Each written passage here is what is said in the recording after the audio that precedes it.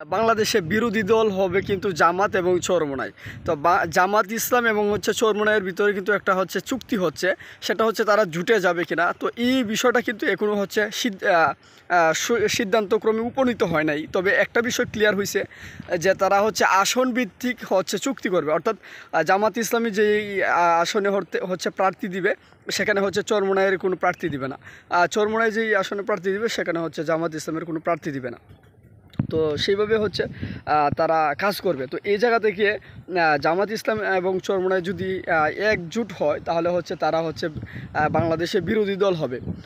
আর যদি জামাত ইসলাম যদি এককভাবে নির্বাচন করে তাহলে তাদের একটা মানে ওইভাবে সুবিধা করতে পারবে না। এদিকে এনসিপি তারা সুযোগ সুবিধা নিয়ে একটা বিশাল একটা ব্যাপার স্যাপার তারা একটা অবস্থান নিতে পারে। এদিক দিয়ে চরমোনাইও মোটামুটি বেশ কিছু আসন এবার পাবে, জামাত ইসলামও পাবে। তবে এখন বিষয়টা তারা কাদেরকে বিরোধী দল বানাবে, এবং বিরোধী দল হওয়ার জন্য একমাত্র যোগ্য দল হিসেবে জামাত ইসলাম আছে। তো সেই সাথে কিন্তু তারা ইসলামপন্থী দলগুলো নিয়ে একটা জোট করার একটা সম্ভাবনা আছে। তবে একটা সমস্যা, সেটা জামাত ইসলাম যেই কটা দলগুলোর সাথে আলোচনা হয়েছে এখন পর্যন্ত আমরা যতটুকু জানলাম, তারা আসন ভিত্তিক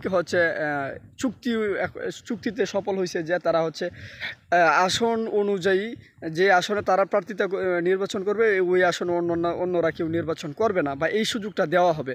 তো এর মধ্যে অনেকগুলা দল আছে, যেমন মনে করেন জমিয়তে উলামায়ে ইসলাম, এরকম কিছু দল আছে, তারা বিএনপির সাথেই কিন্তু তারা নির্বাচন করবে, অলরেডি তারা কিন্তু ঘোষণা দিয়ে দিছে।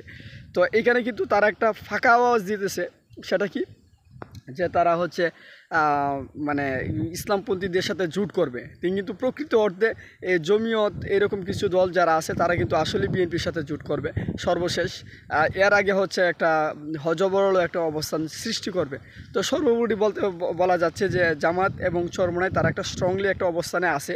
তারা যদি জোট করে তাহলে তারাই কিন্তু বিরোধী দল হবে, এবং আগামী নির্বাচনে কিন্তু তারা একটা অবস্থান নিতে পারবে।